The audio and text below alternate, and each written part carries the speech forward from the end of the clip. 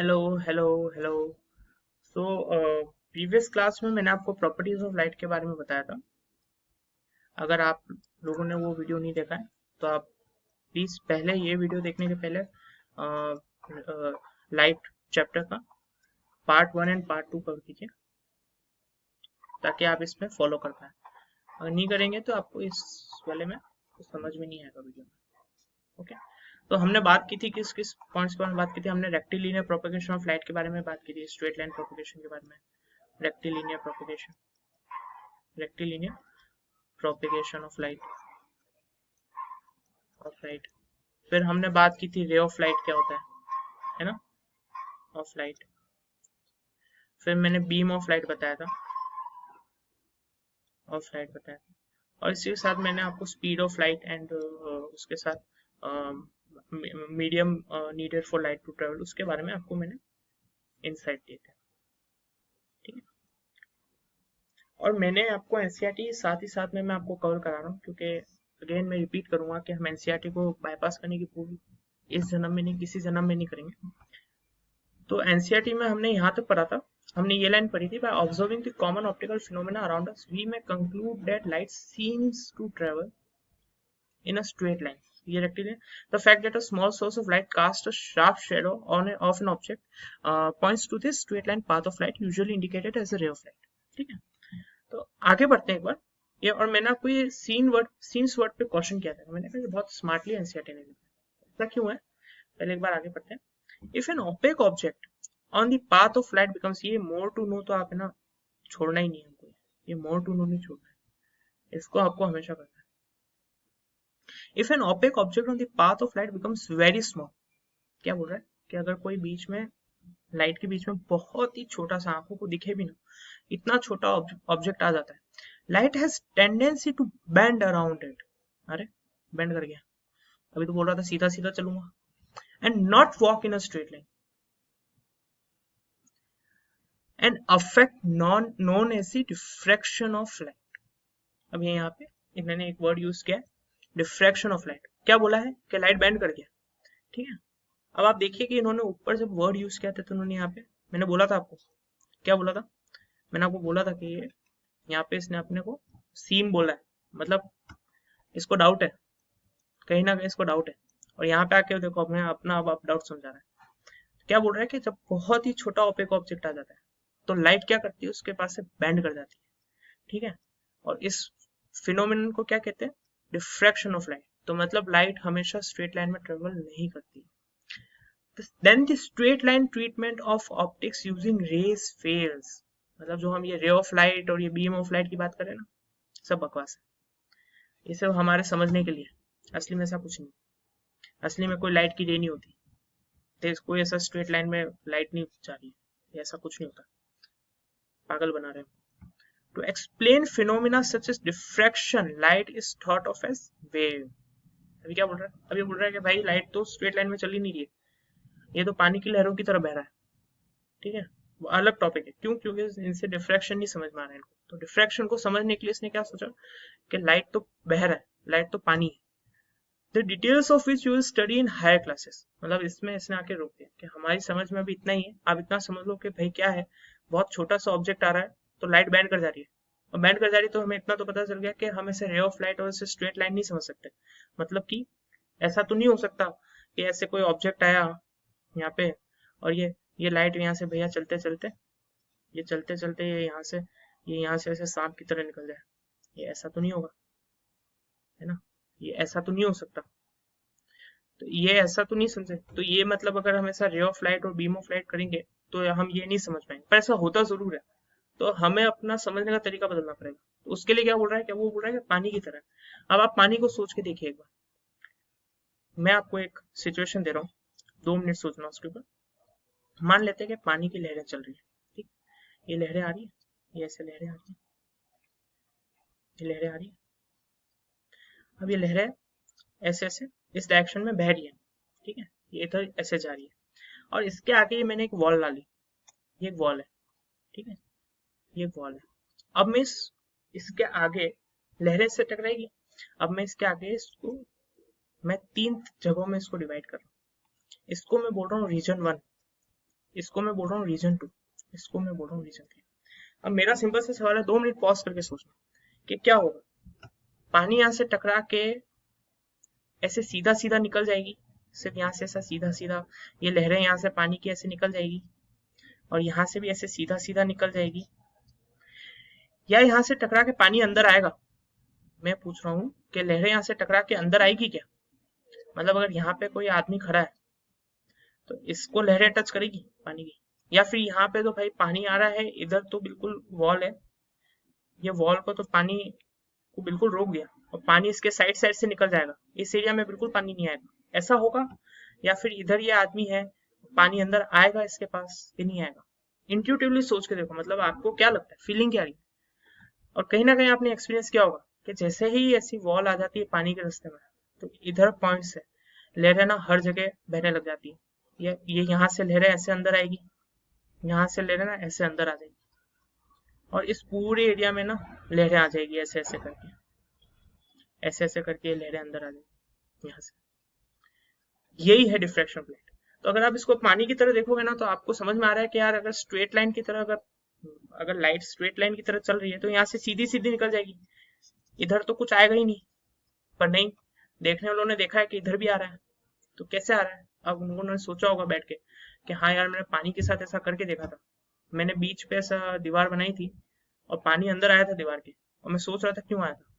ठीक है, तो वहां से उनको समझ में आया कि लाइट भी शायद हो सकता है कि पानी की तरह एक वेव हो। तो डिफ्रैक्शन को समझाने जब ये गए तो इन्होंने बोल दिया कि रे ऑफ लाइट वाला ऐसा कोई कंसेप्ट नहीं होता है, light behaves as a wave, the details of which will study. मैंने आपको ये हायर क्लास की बात बता दी है, क्या हायर क्लास में आप जब पढ़ेंगे तो आपको मैंने अच्छे से समझा दिया कि डिफ्रैक्शन ऑफ लाइट क्या होता है। अब आपको वहां पे सब समझने में बहुत आसान लगेगा और एकदम सिंपल है, पानी की तरह सोचोगे तो एकदम अच्छे से समझ में आएगा। फिर अभी क्या बोला अगेन, मतलब फिर अभी भी डाउट है। At the beginning of the 20th century, it became known that the wave theory of light often becomes inadequate for treatment of interaction of light with matter. क्या बोल रहे हैं कि भाई जब हम एक लाइट को किसी मैटर पे फॉल करवाते हैं, मतलब या तो किसी मतलब मान लिया कि एल्यूमिनियम फॉइल पे उसको थ्रो किया, या फिर उसको हमने किसी और दूसरे मेटल पे थ्रो किया, गोल्ड मेटल पे थ्रो किया, तो लाइट के गोल्ड मेटल पे गिरने से गोल्ड मेटल पे क्या असर आता है। लाइट तो रिफ्लेक्ट हो रही है, लाइट ऐसे ही जा रही है हमारी आंखों में, वो तो ठीक है, पर जो जिससे वो टकरा के रिफ्लेक्ट हो रही है, उसके ऊपर क्या असर आ रहा है, उसके ऊपर भी तो कुछ असर आ रहा होगा। और उस अफेक्ट को समझने के लिए अगर वेव थियरी को हम इस्तेमाल कर रहे हैं, तो वेव थियरी उसमें फेल हो जा रहा है, मतलब अब वेव थियरी भी मतलब इनकम्प्लीट है। तो उसके लिए क्या बोल रहा है कि इनएडिक्वेट for treatment of interaction of light with matter, मतलब लाइट जो मैटर के साथ जब टकरा रही है, उसका जो उसके ऊपर मैटर पे क्या असर आ रहा है, वो चीज को एक्सप्लेन करने के लिए इसको हम photo electric effect of light बोलते हैं। ये photo electric effect, photo electric आप इसको आगे पढ़ेंगे, इफेक्ट ऑफ लाइट, ये थोड़ी आगे की बातें हो गई। इफेक्ट ऑफ लाइट ये आप आगे पढ़ेंगे, ये 11th ये 12th का कंसेप्ट है। Light often behaves as something like stream of particles. अब इसके लिए बोल रहा है कि तो पार्टिकल की तरह बिहेव कर रहा है। पार्टिकल बिहेव कैसे कर रहा है, मतलब ऐसा लग रहा है किसी ने मशीन गन लेके ढेर सारी गोलियां चला दी, ऐसे ढेर सारी पार्टिकल्स है, ये मासलेस पार्टिकल्स, इनका कोई मास नहीं है, पर ऐसा लग रहा है कि किसी ने ढेर सारी गोलियां चला दी। ठीक है, ये ऑब्जर्वेशन है। अब ऑब्जर्वेशन के बेसिस पे वो इसको हाइपोथेसिस, कभी मशीन गन से जोड़ रहे हैं, कभी पानी से जोड़ रहे हैं, वो अपना हाइपोथेसिस बना रहे हैं। This confusion about true nature of light continued for some years till a modern quantum theory of light emerged, in which light is neither a wave nor a particle. The new theory reconciles the particle properties of light with the wave nature. मतलब अब बाद में क्या आई, एक quantum theory of light आई, जिसने बोला कि light ना ही वेव है ना ही पार्टिकल है, दोनों के दोनों तुम जाओ, मैं कुछ नया बताऊंगा। और इसने क्या बताया, इसने दोनों को एक करके बताया कि quantum theory of light says that light has dual nature. क्या बोलता है कि लाइट का, बोला नहीं है, मैं बता रहा हूँ आपको, ये बोल रहा है कि लाइट हैज ड्यूअल नेचर, मतलब क्या, दोहरे मापदंड है लाइट के, दोहरे मापदंड है, ड्यूअल नेचर है इसका। कभी तो ये भैया वेव की तरह बिहेव करते हैं और कभी ये स्ट्रीम ऑफ लाइट की तरह बिहेव करते हैं, और स्ट्रीम ऑफ पार्टिकल्स की तरह बिहेव करते हैं। And with this, new theory reconciles particle property with the wave nature, मतलब पार्टिकल और वेव को एक साथ कर दिया। ठीक है, आगे क्या बोल रहा है, in this chapter we shall study the phenomena of reflection, refraction of light using the straight line propagation of light. अभी बोल रहा है कि भाई लेकिन हम तो अभी थोड़े बच्चे हैं, ठीक है, हमें इतना सब नहीं समझ में आ रहा है, वेव पार्टिकल, तो हम तो अभी सिंपल हमारा रे ऑफ लाइट मानेंगे और यही मानेंगे कि लाइट स्ट्रेट लाइन में चलती है, इससे ज्यादा हम दिमाग नहीं लगाएंगे। 10th क्लास के लिए हमारे इतना ही काफी है। मैंने आपको आगे बता दिया, ये मोर टू नो को मैंने आपको एक्सप्लेन कर दिया। क्यों एक्सप्लेन किया? ताकि अब आप जो पढ़ेंगे तो आपको क्लैरिटी हो कि हम जो पढ़ रहे हैं वो सिर्फ हमारी अंडरस्टैंडिंग के लिए, असली में वैसा नहीं है, ये मैथमेटिकल रिडक्शन है। क्यों? क्योंकि हम समझना चाह रहे हैं चीजों को, सिंपल में समझेंगे फिर टफ में समझेंगे। गेम चलाते, गेम में इजी मोड होता है, मीडियम मोड होता है, हार्ड मोड होता है, तो इजी मोड पे अभी हम समझ रहे हैं। These basic concepts will help us in the study of some of the optical phenomena in nature. We shall try to understand this in this chapter, the reflection of light by spherical mirrors and refraction of light and the application real. आपको पता ही है अभी इस chapter में क्या आ रहा है, ये बता रहा है। अच्छा, मेरा इसमें एक अब सवाल है आपको, hopefully you guys know now के रिफ्रैक्शन ऑफ लाइट क्या है और वेव नेचर क्या है और पार्टिकल नेचर क्या है ना, लाइट कैसा कब कैसा बिहेव करती है।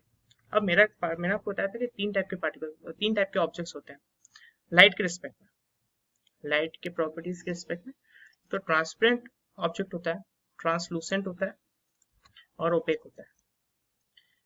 मेरा सवाल यह है कि क्या ट्रांसपेरेंट ऑब्जेक्ट है वो शेडो बनाएगा, ट्रांसलूसेंट है वो शेडो बनाएगा,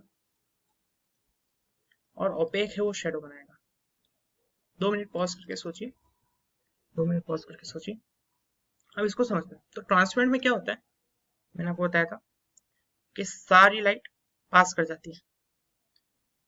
अब जब लाइट पास कर गई तो पीछे डार्क तो आएगा ही नहीं ना, पीछे शेडो कैसे आएगा जब लाइट सारी पास कर गई। अब अगर शेडो चाहिए तो हमको क्या कंडीशन चाहिए for shadow, condition for shadow क्या है, या तो ऑब्जेक्ट लाइट को रिफ्लेक्ट कर दे, जैसे हमारा कांच करता है, तो कांच के पीछे देखना उसका शेडो बनता है, या तो हमारा ऑब्जेक्ट लाइट को एब्सॉर्ब कर दे, जैसे कोई बहुत ही ब्लैक कलर होता है ना, ब्लैक कलर ब्लैक इसीलिए क्योंकि वो सारी लाइट एब्सॉर्ब कर देता है, तभी हमको ब्लैक दिखता है, बताया था मैंने आपको पिछली क्लास में, ठीक है। लेकिन ट्रांसमिट नहीं करना चाहिए, ट्रांसमिट अगर उसने किया तो शेडो नहीं बनेगा। तो ट्रांसपेरेंट ऑब्जेक्ट, नाम ही ट्रांसपेरेंट है, क्यों? क्योंकि ट्रांसमिट कर रहा है, वो शेडो नहीं बनाएगा। ट्रांसलूसेंट ऑब्जेक्ट है, थोड़ा सा इंटरेस्टिंग है। अब ट्रांसलूसेंट ऑब्जेक्ट है वो शेडो बनाएगा कि नहीं बनाएगा, डिपेंड करता है। बनाएगा, शायद हो सकता है बना रहा है पर आपको दिख नहीं रहा है। क्यों नहीं दिख रहा है? क्योंकि बहुत ही फेंट शेडो है। क्यों? क्योंकि अगर रेड टिंट है ट्रांसलूसेंट ऑब्जेक्ट का तो भाई रेड लाइट तो रिफ्लेक्ट हो जाएगी, रेड लाइट तो रिफ्लेक्ट हो रही है, तो मतलब रिफ्लेक्शन वाला तो कंडीशन सेटिस्फाई हो गया, पर बाकी सब ट्रांसमिट हो रही है। तो येलो ब्लू बाकी जितनी भी लाइट है, मैं एक सिंगल से डिनोट कर रहा हूँ, वो होगी। तो अगर व्हाइट लाइट में थ्रो करता हूँ तो रेड लाइट के रिफ्लेक्शन की वजह से क्या होगा कि यहाँ पे जो इल्यूमिनेशन होगा वो ट्रांसपेरेंट से थोड़ा सा कम ब्राइट होगा, मतलब इधर जो थोड़ा सा आपको शेडीनेस दिख जाएगा प्रॉपर लाइटिंग में, वो प्रॉपर नहीं होगा। क्यों? क्योंकि बाकी सारी लाइट पास हो रही है और वो लाइट एक ब्राइट पैच बनाएगा ना, कहते हैं ना, मतलब बहुत सारे शोर में ना, मतलब किसी के विस्पर की आवाज नहीं आती, मतलब अगर if there is lot of noise and if somebody is whispering तो आपको सुनाई नहीं देगा, तो विस्पर तो है, मतलब शेडो तो बन रहा है लेकिन वो आपको दिखाई नहीं देगा, ठीक है। लेकिन अगर मैं बोलूँ कि मैंने सिर्फ रेड लाइट लगाई है तो रेड लाइट तो पूरी की पूरी रिफ्लेक्ट हो रही है, तो आपका शेडो बन जाएगा। अगर मैं लाइट जो ले रहा हूँ वो प्योरली रेड है और कोई कंपोनेंट है नहीं उसमें कलर का, तो शेडो बन जाएगा फॉर रेड टिंट। तो ट्रांसलूसेंट के लिए हो भी सकता है, नहीं भी हो सकता है। और अगर ओपेक ऑब्जेक्ट है तो ओपेक ऑब्जेक्ट में शेडो बनेगा। अब इंट्यूटिवली आप इसका आंसर कीजिए, आपको लगेगा कि शेडो तो बनेगा। मेरा सवाल यह है कि शेडो बनेगा, मैं मान रहा हूँ, मैंने मान लिया शेडो बनेगा, क्या हमेशा बनेगा? हमेशा बनेगा? 2 मिनट सोचिए। आंसर है नहीं। कैसे? क्यों? ये आंसर बहुत जगह गलत दे रखा है, अब इसको लिख लेना, do opaque object form shadow, answer गलत दे रखा है। आंसर लिखा होगा yes, always form shadow, yes लिखा हुआ है, नहीं। क्यों? मैंने बताया था तो डिफ्रैक्शन ऑफ लाइट, अगर ओपेक ऑब्जेक्ट बहुत ज्यादा छोटा है तो लाइट यहाँ से निकल के इधर से वेव की तरफ बैंड हो जाएगी, तो इधर बैंड होके इधर लाइट इल्यूमिनेट हो जाएगी, इधर इल्यूमिनेट होगी तो शेडो नहीं बनेगा। तो आज की क्लास के लिए सिर्फ इतना ही।